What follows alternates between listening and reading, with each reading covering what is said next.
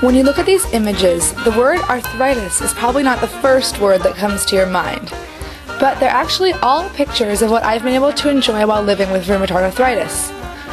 Since I was diagnosed with RA, I volunteered in Central America, taught photography to Tibetan children in India, bicycled around Holland, and played college soccer. But the thing people ask me the most about is swing dancing. In this video, I'd like to share how I became diagnosed with this autoimmune disease and what it's like to dance with arthritis. I hope you'll see that everyone can enjoy this amazing music and dance, no matter what challenge you face. I've always been a super active person and spent most of my life playing soccer. I was even the captain of my college soccer team. During this time, however, my body started acting really wacky. I had super dry eyes, I lost my appetite, and had a sprained finger that wouldn't go away. I went through lots of medical tests with no conclusions until I woke up one morning feeling like there was hot glue in all of my joints. I was diagnosed shortly after with the autoimmune disease rheumatoid arthritis, which means that basically my immune system is really hyperactive and overachieving, which actually kind of fits my personality. I was worried my doctor would say I had to slow down, but she said I could stay pretty active as long as I responded well to the medicine and was pretty careful. After my diagnosis, I decided to try swing dancing since it's easier on my joints and more social than soccer. Plus, I knew Charleston had a lot of kicking involved, so it seemed like a natural fit. I soon became hooked. The music is simply infectious, and I loved the social aspect of dancing. It was fascinating, challenging, and most of all, it was a lot of fun.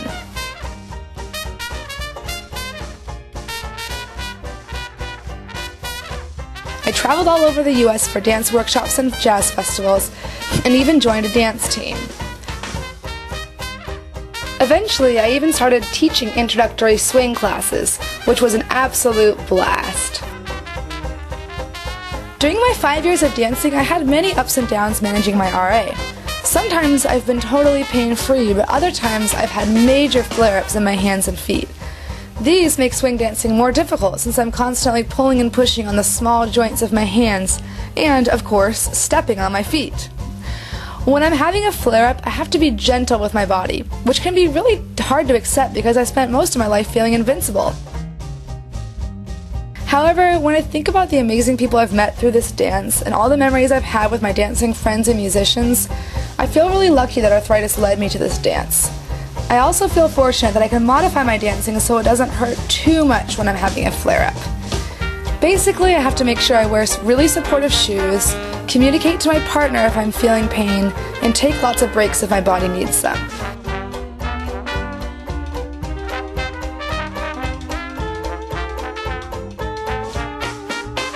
In my opinion, everyone has some challenge in his or her life, whether it's emotional, physical, work-related, or interpersonal.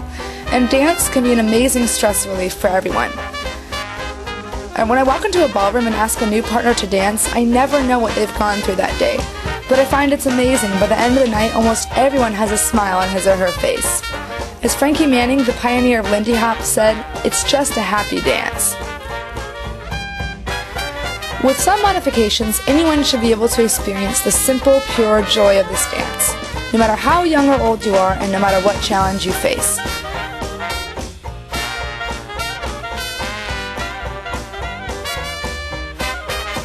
My advice to everyone is this: if you're interested, don't let anything stop you. Get out there and dance.